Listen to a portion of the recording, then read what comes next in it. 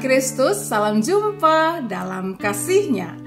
Sahabat, kita akan kembali merenungkan firman Tuhan hari ini. Bacaannya adalah Markus 4 ayat 35 sampai 41. Hari ini kita memasuki bagian terakhir dari perenungan bagian ini saat ini ya. Sahabat Kristus, sebelum kita membaca Alkitab, bagi saudara-saudara yang belum membaca dari perenungan pertama dan kedua, dan juga untuk saudara-saudara yang sudah membacanya, nanti saya akan langsung masuk ke perenungan ya. Mari kita berdoa terlebih dahulu. Ya Bapa, kami bersyukur karena Engkau selalu mau memberikan kepada kami bimbingan dan hikmat-Mu. Biarlah firman-Mu pertama-tama berbicara kepada kami dan menguatkan kami dan mengubahkan kami. Berdoa di dalam nama Putra-Mu Yesus Kristus. Amin. Sahabat Kristus, Bapak Ibu, para muda dan para anak, renungan hari ini sekali lagi adalah bagian terakhir dari bacaan kita hari ini ya. Selama 3 hari Rabu berturut-turut. Yang pertama, sebelum waktu Tuhan tiba, judulnya. Yang kedua adalah hari ini akan menjadi hari yang baik. Dan renungan hari ini judulnya adalah rindu diakui dan terhubung. Nah, saya menyampaikan lagi bahwa ingat, saudara-saudara sudah mengetahuinya, bahwa kita dapat merasakan ketidaknyamanan dan ketidakkuatan sejak bangun pagi. Ada kalanya tubuh kita lemah ya, mungkin disebabkan karena salah makan, bisa juga di hari kemarin, atau juga disebabkan oleh adanya persoalan atau pikiran negatif yang menguasai diri kita dan membuat tubuh kita ini sebenarnya berbicara agar kita menyediakan waktu untuk menenangkan diri dan memahami apa yang salah dengan diri ini dan juga apa yang menjadi kebutuhan yang sesungguhnya dari diri ini yang kita tidak sadari selama ini. Nah, hanya saja seringkali segala kelemahan itu muncul dalam keadaan yang berlanjut dan dalam berbagai macam bentuk yang kurang atau bahkan tidak sehat. Kemarahan, kekhawatiran, kesedihan yang berkepanjangan, yang tidak kita kuasai dan kita kendalikan, itu malah dapat menguasai juga tindakan yang berlebihan, menghasilkan tindakan yang berlebihan. Hal ini disebabkan karena kita tidak berfungsi dengan baik.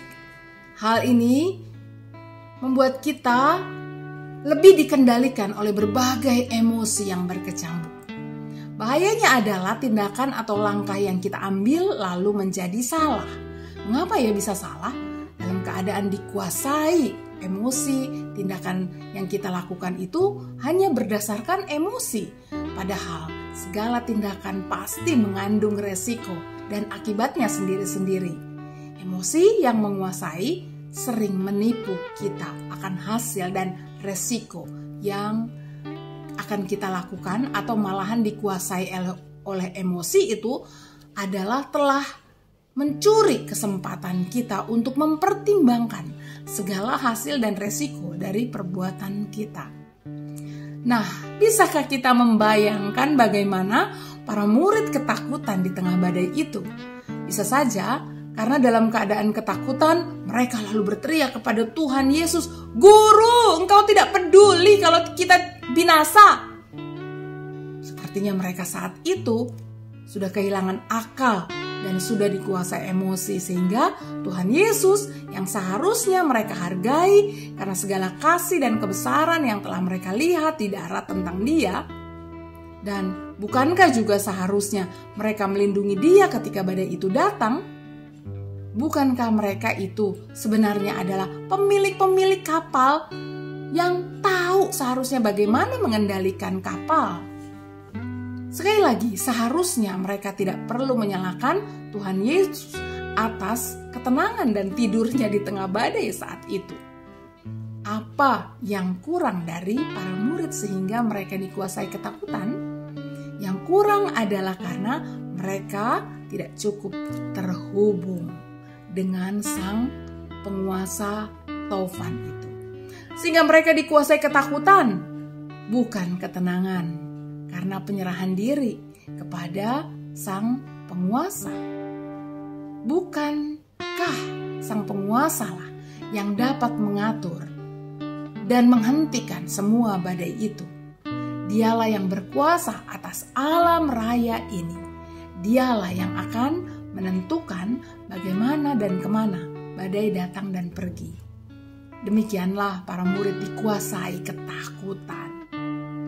Jadi walau dikuasai ketakutan, namun para murid itu tetap ingin diakui keberadaannya. Namun pengejaran pengakuan dalam ketakutan dan juga ketika mereka bersamaan dengan itu tidak terhubung dengan penguasa dalam percaya dan bersandar pada kebesarannya, semua itu hanya akan mendatangkan kekacauan dan bahkan kekerasan. Itu semua adalah segala sesuatu yang akan dilahirkan.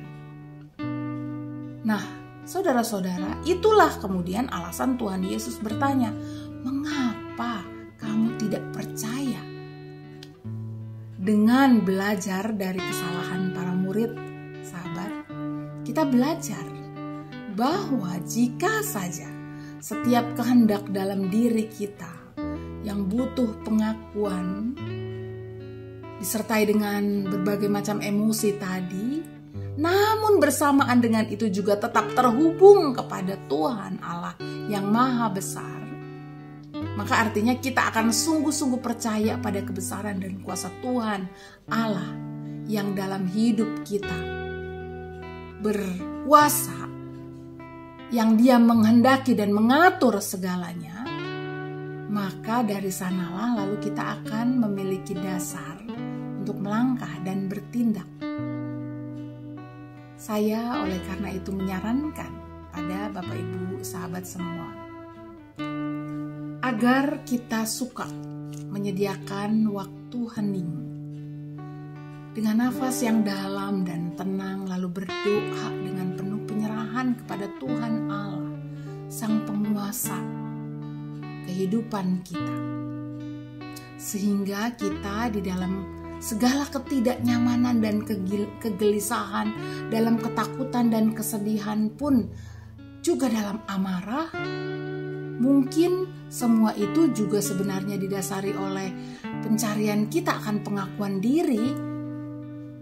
Maka dengan demikian kita akan menemukan kebutuhan yang sungguh-sungguh dengan pertolongan Tuhan. Sehingga biarlah kita bisa melangkah dan bertindak dengan iman dan penyerahan kepada Tuhan Allah kita. Kita memang rindu pengakuan dalam berbagai macam bentuk. Namun mari kita mendasari semuanya itu dengan iman dan percaya kita kepada Tuhan Allah yang berkuasa atas segalanya. Tuhan menolong Bapak Ibu, sahabat semua, saudara-saudaraku para muda dan para anak. Amin. Mari kita berdoa. Ya Bapa, tolonglah supaya kami sungguh-sungguh dalam segala situasi keadaan kami yang mungkin saja karena kami sedang mencari pengakuan, tapi kami tetap terhubung kepadamu, tetap percaya dan menyandarkan diri kepada Tuhan Allah yang Maha Besar dalam kehidupan kami, sehingga kami boleh melangkah, menentukan apa yang harus kami lakukan dengan pertolongan Tuhan, dengan percaya kami tidak sendirian, kami bersama dengan Tuhan. Tuhan, inilah doa kami di dalam nama Putra-Mu Yesus Kristus. Kami memohon. Amin. Sahabat Kristus, sampai jumpa. Tuhan memberkati.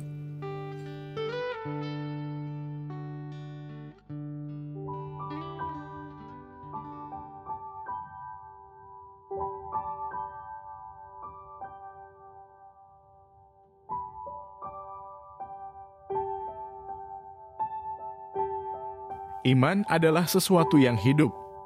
Tanda iman yang hidup adalah terjadinya perkembangan tingkat kedewasaan, penuh hikmat dan kasih karunia Tuhan.